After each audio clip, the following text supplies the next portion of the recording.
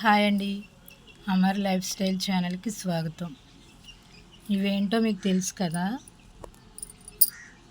గోరు చిక్కుడు అంటారు. గోరు చిక్కుడు. నేను గోరు చిక్కుడు గ్రేవీ కర్రీ చేస్తున్నా. గ్రేవీ కావలసినవి గోరు చిక్కుళ్ళు, టమోటా, పచ్చిమిర్చి, కరివేపాకు, ఉల్లిపాయ, కొంచెం మసాలా, ఎందుకంటే అది పచ్చివాసన వస్తుంది, బాగోదు.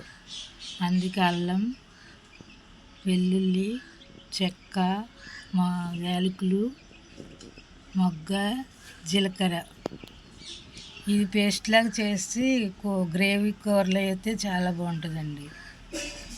కరివేపాకు ప్రతి కూరలో వాడాలండి. ఇది కంటి చూపుకి చాలా మంచిది, ఆరోగ్యానికి మెడిసిన్ లాంటిది, ఒక మందు లాంటిది అన్నమాట. ఈ కరివేపాకు వాడటం వల్ల మెడిసిన్తో పని ఉండదు. ఆరోగ్యం బాగున్నప్పుడే మనం చూసుకోవాలండి. అది పాడైనాక మనం ఎన్ని ప్రయోగాలు చేసినా ఉపయోగం ఉండదు. అందుకే నచ్చిన కూరలు తినండి. గోరు చిక్కుడు గ్రేవీ కర్రీ. ఇలా ముక్కలు కట్ చేసుకుని నీట్గా కడుక్కోవాలండి. ఉడకబెట్టుకోవాలి ఒక 10 నిమిషాలు, ఎందుకంటే ఉడకబెట్టకపోతే అవి బాగా గట్టిగా ఉంటాయి. అందుకే ఉడకబెడితే టేస్ట్ చాలా బాగుంటుంది.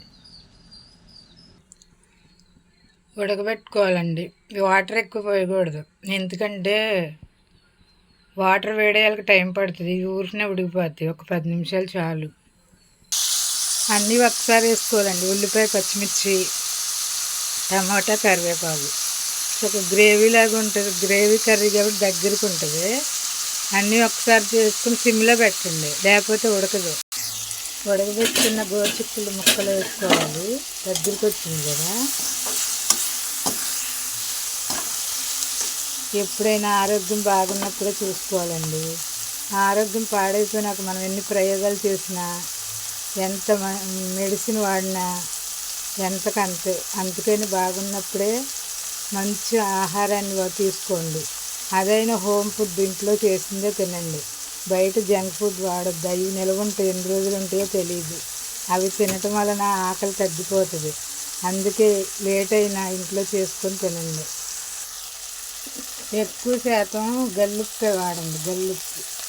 ఇది గ్రేవీ కర్రీ కాబట్టి గల్లుప్పు వేయచ్చు, సాల్ట్ వేయకూడదు. ఫ్రైకి అయితే సాల్ట్, దీనికి సాల్ట్ అవసరంలా, గల్లుప్పే వాడాలి. కొంచెం పసుపు వేయాలి. పసుపు ప్రతి దాంట్లో వేసుకోవాలండి. పసుపు యాంటీబయాటిక్స్ మంచిది. పసుపు వేసుకోవాలి ప్రతి దాంట్లో. కొంచెం కారం అండి. కారం వెజిటేబుల్స్లో ఎక్కువ అవసరంలా, నాన్ వెజ్లో అయితే ఎక్కువ వేయాలి. దీంట్లో అవసరంలా, కొంచెం చాలు.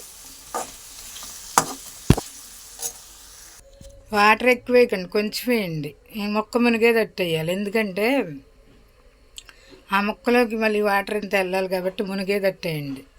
మళ్ళీ ఎక్కువ వేస్తే కూర అయిపోతుంది, మళ్ళీ టేస్ట్ బాగోదు. ఇది గ్రేవీ కర్రీ కాబట్టి తక్కువ పోయాలి. నా స్టైల్లో నేను వండుతున్నా, మరి మీరు ఎలా వండుకుంటారో నాకు తెలియదు. సగం దగ్గర పడిపోయింది కదా. ఇప్పుడు అల్లం, వెల్లుల్లిపాయ, చెక్క, మొగ్గ, ధనియా, జీలకర్ర అన్నీ కలిపిన పేస్ట్ మసాలా మధ్యలో వేసుకోవాలి, దగ్గర పడినాక. ఎందుకంటే చిక్కుడుకాయ పచ్చివాసన వస్తుంది, తినలేము. అందుకే ఇది వేయాలి. కొంతమంది కొబ్బరి కూడా వేసుకుంటారు, ఎవరిష్టం వాళ్ళదే. కొత్తిమీర వేస్తారు, నేను వేయను, నాకు ఇష్టం ఉండదు. కొత్తిమీర నేను మాసిన చేపల్లోనే వేస్తా, ఇలా కూరగాయల్లో ఇష్టం ఉండదు. గోరు చిక్కుడు గ్రేవీ కర్రీ రెడీ.